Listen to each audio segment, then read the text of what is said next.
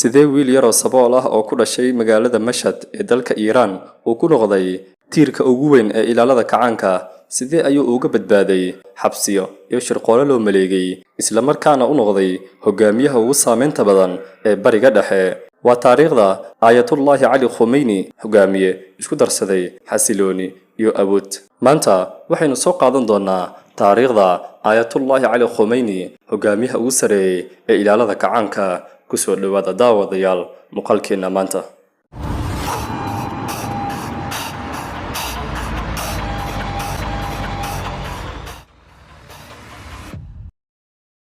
sheekadeena maanta waxay ka bilaabanaysaa 19 Abriil sanadkii 1939 magaalada barakeysan ee Mashhad waxa ka dhashay qoys caan ku ahaa cilmiga balse waxay ku jireen saboolnimo aad u daran aabihiisa Jawad Khomeini wuxuu ahaa caalim asal ahaan ka soo jeeda Azerbaijan wuxuu ku noolaa guri aan ka badnayn 70 mitir oo laba jibaaran Khomeini wuxuu tilmaamay caruurnimadiisii xasuus qorkiisa wuxuu sheegay in qoysaskoodu marar badan soo mareen habeeno aysan helin wax ay cunaan hooyadiisa Khadija ayaa isaga iyo walaalihiisa u toli jirtay dhar ka samaysan maryaha duugoobay ee aabahooda inkastoo xaaladdu sidaasii u adkeed haddana hooyadiisa waxay ahayd macallimidiisii ugu horeysay waxay ku beertay jecelka suugaanta iyo gabayada waxayna baraysay farshaxanka islaamka isaga oo 4 jir ah wuxuu ku koray isagoo ku hadla Farisiga iyo Azariga wuxuu xifdiyay Quraanka Kariimka ah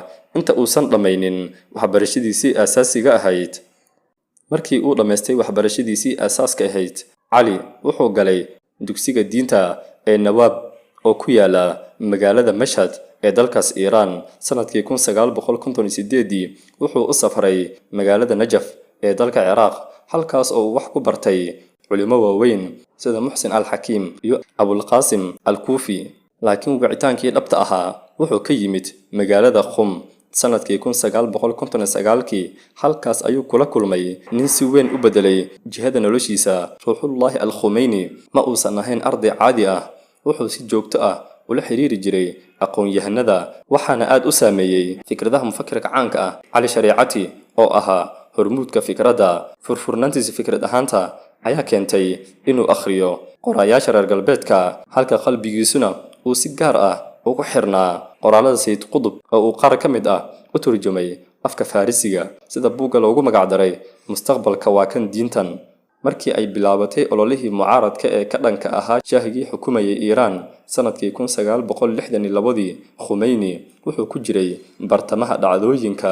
muddo 16 sano ah wuxuu ku noolaa nolol caburin leh hay-adaha sirdoonka ee Savak ayaa xiray 6 jeer waxaana laga mamnuucay safarka muddo 10 sano ah sanadkii 1977 waxaa loo musaafuriyay magaalada Iransha muddo 3 sano ah balse kacaanku wuxuu si xoogan uga dhex ololeeyay bulshada wuxuu ku soo laabtay Mashhad sanadkii 1978 si uu hoggaanka ugu noqdo dhaqdhaqaaqa kacaanka ee halkaas ka socday markii uu dhacay nidaamkii Shah bishii Janaayo sanadkii 1979 waxaa go'aan ka soo baxay madaxa sare ee nidaamka cusub in Khomeini loo magacaabay xubin ka tirsan golaha hoggaanka kacaanka faqiihii la raadinayay ayaa markaasi isku bedelay mas'uul ka tirsan warbaahinta xafiiska Ayatollah Ruuxullah Khomeini waxaa loo magacaabay madaxa sare ee ciidamada ilaalada kacaanka ee markaas la aasaasay iyo sidoo kaleeto imaamka salaada jimcaha ee Tehran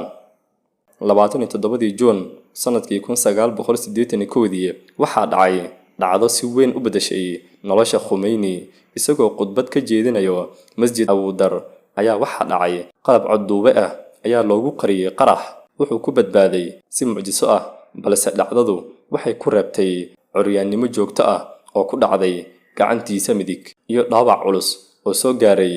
xididada codka dhowr bilood kadib waxaa loo doortay madaxweynaha dalka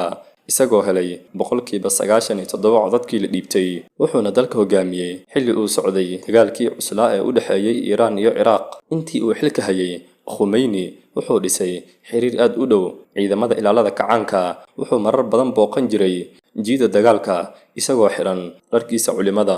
markii uu dhintay Ayatollah Ruuxullah Khomeini 3 Juun 1989 Iiraan waxay gashay marxalad hubinti la'aan ah kulan qarsoodi ah oo ay yeesheen golaha khubarada ee Hashimi wuxuu ka ciyaaray door muhiim ah. Ugu dambeyn waxaa loo doortay hogaamiye ku meel gaar ah kadib dastuurka ayaa wax laga bedelay si awoodiisu u noqoto mid buuxda oo aan xad lahayn.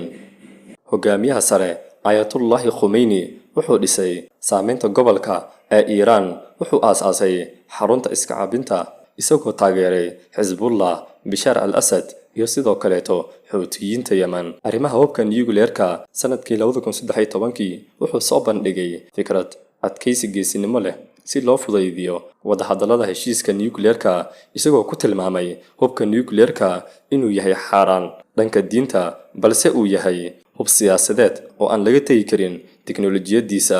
gudaha dalka Ayatollah Khomeini wuxuu wajahay kacdoono bulsho laga bilaabo mudaharaadkii ardayda ee 1999 hirgelinta cagaaran sanadkii 2009 ilaa kacaankii Mahsa Amini sanadkii 2022. jawaabtiisu mar walba waxay ahayd caburin amni, isagoo eedeeyay cadowga dibadda inay yihiin kuwa abaabulayo qalalaasaha gudaha dalkiisa. warbaahinada ayaa muujinayo in Khomeini maamuli jiray maaliyadda kacaanka isaga oo adeegsanayo xafiiskiisa.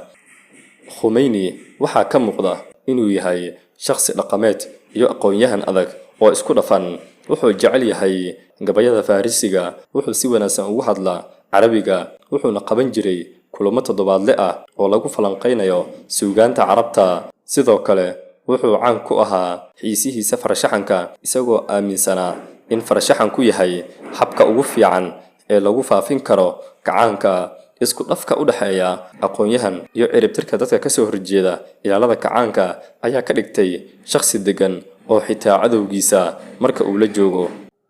bishii Juun sanadkii 2025 markii xiisadda Israa'iil ay gaartay dagaal guud, dagaalka ayaa ku soo aaday xilli ay jirto dhibaato dhaqaale oo ba'an iyo mudaharaadyo gudaha ah oo dalbanayay in nidaamka la rido, iyadoo tirada dadka ku dhintay ay aad u badnaayeen. bilowgii sanadkii 2026 howlgalka cirka ee Mareykanka iyo Israa'iil oo loogu magac daray Carrada Weyn iyo Guuxa Libaaxa ayaa bilaabay duqeymo, iyagoo bartilmaameedsaday goobaha nuclear-ka iyo madaxda dalka Iran, iyadoo warbaahinada laga helay qorshe kale oo Khomeini oo ugu baxsan lahaa Moscow. laakiin 28 Febraayo sanadka 2026 30 qarax oo awood leh ayaa ku dhacay xarunta hoggaanka sare ee Iran. Donald Trump ayaa shaaciyay in Khomeini geeriyooday. Tehran waxay u muuqatay mid aamusan muddo saacado ah, iyadoo dunida indhaha ku haysay sawirada burburka ee xafiiska rasmiga ah ee Ayatollah Khomeini. subaxnimadii 1 Maarso sanadka 2026 telefishinka rasmiga ah ee dalka Iran ayaa xaqiijiyay shahiidnimada hogaamiyihii sare ee dalka Iran. wuxuu geeriyooday isagoo ku sugnaa xafiiskiisa shaqada, taas oo Iran gelisay xaalad murugo rasmi ah oo soconaysa 40 maalmood, isaga oo ka tagay golaha ku meel gaarka ah oo ay ku jireen Mas'uud Pezeshkian. Ali Khomeini wuxuu noolaa 86 sano, 35 sano ka mid ah wuxuu ahaa madaxa ugu sareeya ee dalka Iran. waa hoggaankii ugu muddada dheeraa ee qabta intii la asaasay kacaanka Islaamiga ee Iran. geeridiisu ma waxay ka dhigaysaa in nidaamka uu sidaas ku burburo, mise in nidaamka uu hadda sii xoogaysto maadaama hadda si ku meel gaar loo doortay wiilkiisii uu dhalay Mujtama Ali Khomeini? daawade nala wadaag fikirkaada qaybta hoose ee kommentiyada. haddii aad nagu cusub tahay nagu soo beer, haddaad horey nala joogtayna fadlan muuqaalka like saara oo la wadaag asxaabtaada si ay u helaan macluumaad ku saabsan taariikhda iyo dhacdooyinka caalamka. mahadsanidin daawadayaal.